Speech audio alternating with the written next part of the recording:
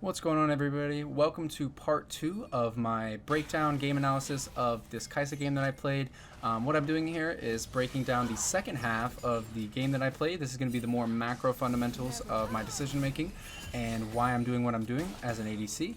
And I'm going to be just going over every little bit, less focused on the micro interactions and the decision making that goes into the intimate fights. Highly recommend you guys go check out the first video if you want to see the laning phase. It is a lot of the minute details that go into where I'm positioning, how I'm pushing my waves, all the little bits of wave control, CSing, exchanging, map awareness, a lot of the most valuable and fundamental aspects of being an ADC, and arguably the most important, because the first 12 minutes of your game are going to ultimately impact how the rest of the game goes a lot more. So I highly recommend you guys go check that out. This is going to be geared towards what you should be doing as a team, what you should be pacing for, and keeping your tempo up and positioning how you should be in the later game. So at this point in the game, it's not really much going on. I see a Mia mid, I see that Graves is dead, so I feel like I'm safe. I've got good vision all over the place, so we're chilling, we're looking for a fight. They go in on my support, which is always a horrible idea. If you're playing ADC or support, never focus the support unless it's an absolute free kill. You should absolutely never hit the support if the ADC is in your range unless it is absolutely free and you will not die for it. We're just going to back this up a little bit. I do just want to touch on this a little bit more. So I want to show you guys why this is bad. So, throws out the bulk of her damage on my support. They see that she's low. They want to go for it now. Instantly ult the Nami. I'm here. I get an isolated Q. I get a W. An isolated Q onto her. She luckily hits W here. And they blew all their damage. They have no more cooldowns for me. I'm able to pick up a free double kill, which is great. Even if I 1-for-1, it's fine because it's just karma left. Now, because Ashe decided to focus my support, I get 2 kills instead of 1, and then she loses all these minions, and I'm able to pick up a plate. So right here, it looks like we are setting up for this dragon. I know that Graves is here. I know that I'm low health. I really want to back, but because I know my Xin Zhao's here, I kind of want to support him just in case the fight breaks out, but I'm not looking to commit. So Graves goes over the wall, he sees me, and he actually gets caught out here. I throw my W out so that I can secure this kill for Xin Zhao, and it's free. Xin Zhao keeps going. I look to take the Gromp here because I want to get a little bit more health and mana just in case I need to get back into this fight instead of backing. I definitely could have backed here, that would have been a fine play, but I do want to support my team just in case. At this point, I am just looking with caution. I am here for the team just in case when I'm not looking to commit. And Malphite is actually spotted here, so once I see Malphite, I know that I don't want to be in this fight. I know that Malphite has ult, and I don't want to do anything until I see Malphite use it. So I'm hanging way far back, even though I'm not doing damage, which is the right play. So I stay back, Malphite ults. Okay, cool. Now I'm willing to go in. I step up, we pick up the kill there, and I'm good. I want to back still. I still have a bunch of money, I have items to buy, and I don't want to do anything. Vlad starts the dragon, which baits in the Ahri here. She's going in for a kill.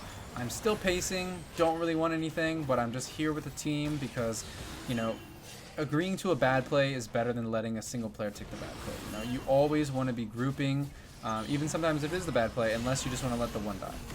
So Vlad luckily goes in here and absolutely murders them, and then we just go ahead and pick up the kill on the 2 of them. Now the dragon is basically free.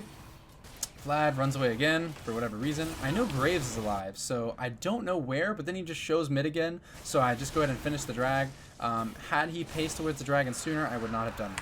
So now that I have the dragon and the next objective is the Rift Herald, I want to go ahead and go mid. I know Vlad's spot, he's chilling, so I'm just going to shove out this mid wave because I want to get this. Shove out the mid wave, I just go ahead and rotate over to Rift.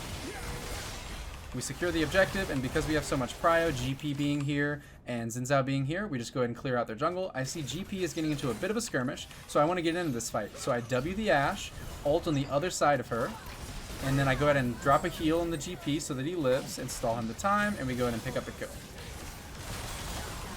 It was my map awareness that enabled me to do this, and that actually leads to a huge play. We go ahead and get the tower, and we get the inhibitor, and he's able to drop a Rift Herald, which ultimately ends up giving us the Nexus tower. Now GP absolutely just trolls here. I don't know where he was going or why, but she flashes and gets the kill. So after GP dies, we just go ahead and clear out their topside jungle. Graves jumps over the wall here and actually gets caught out pretty hard. So we just go ahead and pick up the kill on him as well. We know that they can't kill us because we can just walk out here. I'm just walking up towards the blast cone. Had the blast cone not been there, it would have been a little risky. I need to walk out through here, so that's something I wanted to keep in mind. And then I'm just looking at back here. I was thinking about catching this wave, but I realized I had enough money for my BF sword, so those extra minions won't do me any good. Unfortunately, Nami gets caught out here, but it's not a big deal. So at this point, Vladimir calls for the Baron, which I am down to do. I have a lot of items here, so I'm definitely able to DPS the Baron. I just get ulted here, it's whatever. So they start walking in. Vlad pulls the trigger, which is definitely the right play. I was a little late to respond, but we definitely want to play for the turn here because we are stronger. We do win. So we're able to do everything we need to do. Go ahead and pick up all these kills. I look for Ashe here. Unfortunately, I don't quite land the W, but had I landed the W, I would have ulted here and tried to fight her, which actually would have exposed me to Graves, so it's a really good thing I didn't do that. The play was to definitely stick with the team and stay on the objective. Now you see Graves is shown on this ward, and it's low health, so we instantly turn on the Graves. I was ready to ult on him. Luckily, he just came over the wall, so we were able to kill him anyways. He had no vision, so he just had no idea. But ultimately, if the jungler comes up and the Baron is below 5k health, you stop hitting the Baron. Stop hitting it, and you try to kill the jungler. Or if it's like a Cho'Gath, same concept. You don't want to risk it.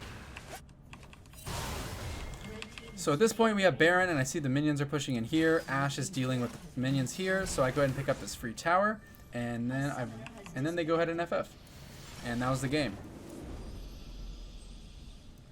There wasn't much there because they ended up FFing the game, but that was just a little bit of insight on the decision making I was making.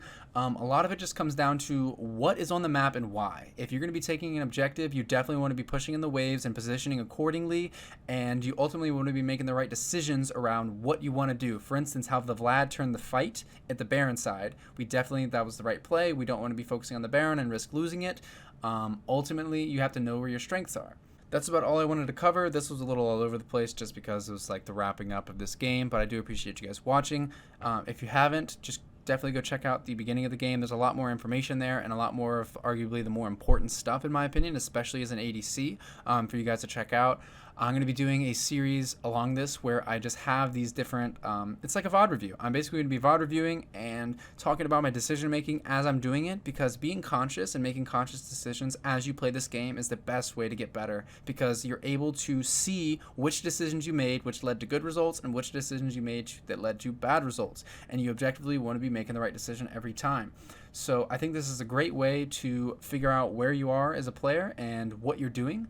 If this stuff sounds familiar, if it sounds foreign, then that's a good tell to where you're at. And I also really encourage you guys to do the same thing. Even if you're not going to make a video out of this, pretend like you're doing a video. Pretend to do what I'm doing and talk to yourself out loud while you're playing the game.